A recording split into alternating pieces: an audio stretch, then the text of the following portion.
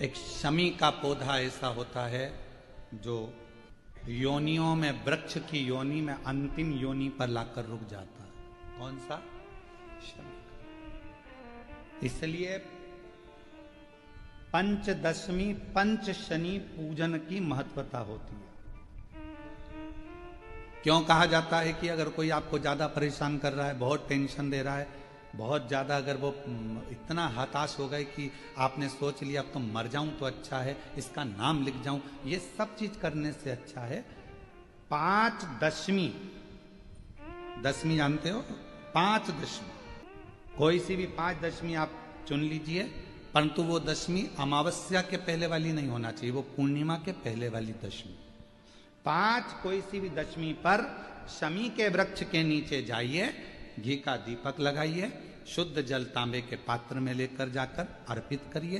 पहले दीप जलाना, उसके बाद शमी के पौधे में जल डालना और पौधे उस वृक्ष के नीचे बैठकर जल चढ़ाकर वहीं पर एक चावल का दाना समर्पित कर कर बाबा से प्रार्थना करना कि बाबा मुझे बहुत कष्ट है, ये मेरा एक तकलीफ मुझे दे रहा है, बस आप मेरी तकलीफ को दूर करना।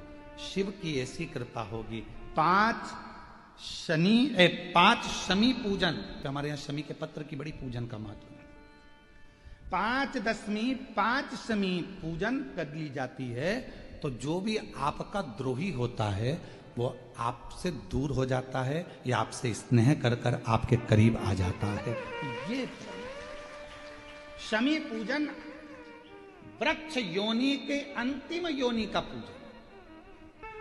सारे वृक्षों पर पत्थर पड़ जाते हैं पर शमी के पौधे पर पत्थर किस लिए हम मारेंगे? कौन मारेगा? उसमें तो कांटे लगे रहते हैं, कौन मारेगा उसको? क्या कांटा झड़ाएगा पत्थर मारकर? नहीं। हम तो यहां तक कहेंगे कि शमी की आराधना साधना आपके द्रोहियों को, दुश्मनों को भी दूर कर देती। और मेरी जीजियों, मेरे जीजाओं, मेरी बेटियों, बेटाओं, मेरी माताओं, मेरे बुजुर्ग माता पिता स्मरण करें, जब जब यदि आपका हृदय दुखे, मन दुखे, तो एक शमी की पत्ती को शंकर के शिवलिंग पर जरूर चढ़ाएं, सारे दुख अपने आप समाप्त होना प्रारंभ। शमी का तो कोई कहे क्या वृक्षों में, पौधों में, पत्तियों में भी क्या, ये वृक्षों के अंदर भी क्या जीव होता है? क्या इसमें भी प्राण होते हैं? होते हैं, इसमें भी प्राण, ये भी ऑक्सीजन लेना छोड़ना सब कार्य इनका चालू है, ये भी जीवित है। जल नहीं मिलेगा मर जाएंगे, जल गया समाप्त। एक हमारे बहुत अच्छे जजमान हैं, बहुत अच्छे हैं, उनके 4 लड़के हैं, 2 विदेश में रहते हैं, 2 इंडिया में रहते हैं, भारत में, और बड़े बड़े शहर में रहते हैं, और हमारे जजमान ब्यावरा के पास में रहते हैं। तो हमने उनसे कहा कि अब तुम बुजुर्ग हो गए हो दोनों, तो बेटों के पास क्यों नहीं चले जाते? तो कहा गुरुजी हम गए थे, हम विदेश के दोनों बेटों के पास गए, हमारा एक बेटा बेंगलोर में रहता है, हम वहाँ भी गए, फिर एक हमारा बेटा हैदराबाद में रहता है, हम वहाँ भी गए। अच्छा, तो फिर अब इस अवस्था में, इतनी बुढ़ापे अवस्था में तो तुमको बेटों के पास रहना चाहिए, तो फिर यहाँ क्यों वापिस ब्यावरा आ गए, फिर वापिस यहाँ रह रहे हो क्यों? गुरुजी हम वहां रह तो रहे थे, पर ऐसा लग रहा था कि वहां से हमारा अपनापन खत्म हो चुका था। गुरुजी, माँ बाप के पास जैसे बेटा रहता है उसको लगता है कि ये मेरे माँ बाप हैं और इनके पास जो कुछ भी है उस पर मेरा हक है।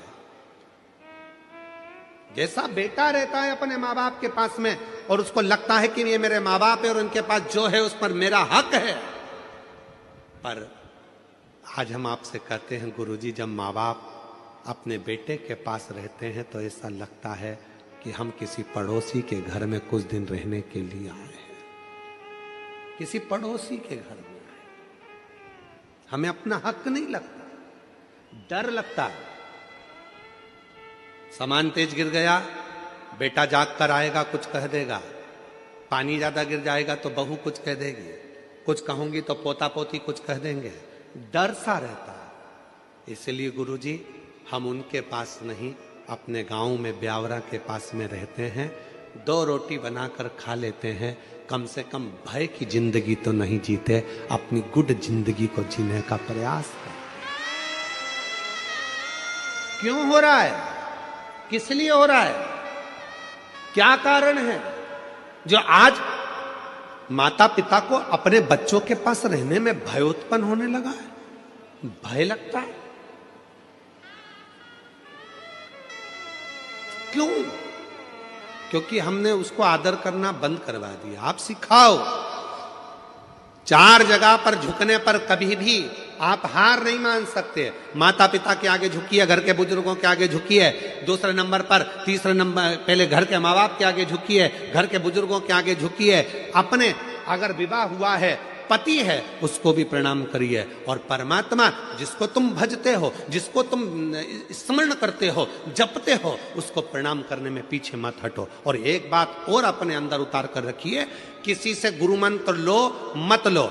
आज के जमाने में 50 बार सोचना पड़ता है कि गुरु किसको बनाया जाए, इसको बनाए गुरु, उसको बनाए गुरु, उसको बनाए गुरु। आज के जमाने में किसी पर भरोसा भी नहीं टिक पाता, ना जाने कौन ऐसा मिलेगा जो हमारी जिंदगी नाश कर कर चले जाएगा। तो गुरु भी सोचना पड़ता है, अच्छा कब मिलेगा, कैसा मिलेगा, क्योंकि आज के जमाने में गुरु फिरे बाजार में, हमसे दीक्षा ले, हमसे गुरु मंत्र लो, हमसे दीक्षा लो, गुरु फिरे बाजार में, हमसे दीक्षा ले, तुम नरक पड़ो चाहे स्वर्ग जाओ, पर लिफाफा हम ही को दो। आज के गुरु तो ऐसे हो गए हैं जो केवल धन की चाह करते हैं। पर याद रखना, अगर कोई गुरु नहीं मिल रहा, किसी को आप गुरु नहीं बना पा रहे हो, तो एक काम करना, अपने शंकर को 1 लोटा जल चढ़ाकर श्री शिवाय नमस्तुभ्यम बोलकर मंत्र का जप करना प्रारंभ कर दो, शिव को गुरु बना लो, वो शंकर तुम्हें पार लगा देगा, वो शिव तुम्हें पार लगा।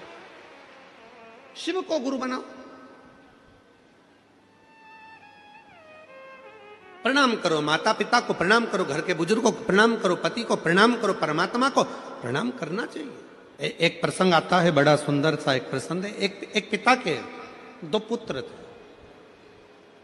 देखिए शिव करुणा सागर कैसा है, शिव दया सागर कैसा है। एक पिता के 2 पुत्र थे, दोनों पुत्र बड़े हो गए, और बड़े होकर एक पुत्र ने कहा, पिताजी मुझे तुम्हारे साथ में नहीं रहना, अब आप मुझे मेरा हिस्सा दे दीजिए और मैं ये गांव छोड़कर शहर में जाना चाहता हूं।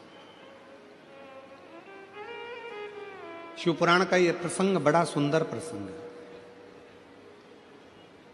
पिताजी ने समझाया बेटे को कि तू मान जा, पर मानता नहीं, और बेटा नहीं माना। आखिरी में जायदाद का हिस्सा करा गया। पिताजी ने 3 हिस्से प्रॉपर्टी के कर दिए, धन के कर दिए, जमीन के कर दिए।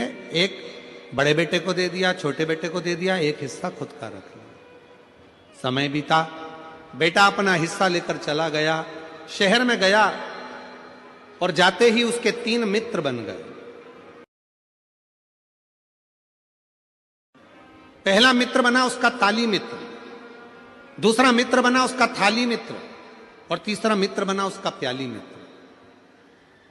कि जब हम बहुत उन्नति की सीढ़ी पर चढ़ते हैं, बहुत वैभव की ओर बढ़ते हैं, तरक्की करते हैं, तो 3 मित्र हमारे जरूर सामने आते हैं। पहला होता है ताली मित्र, जो आपकी प्रशंसा कर कर आपको कहीं ना कहीं नुकसान देने का प्रयास करेगा, वो होता है ताली मित्र। दूसरे नंबर पर होता है थाली मित्र,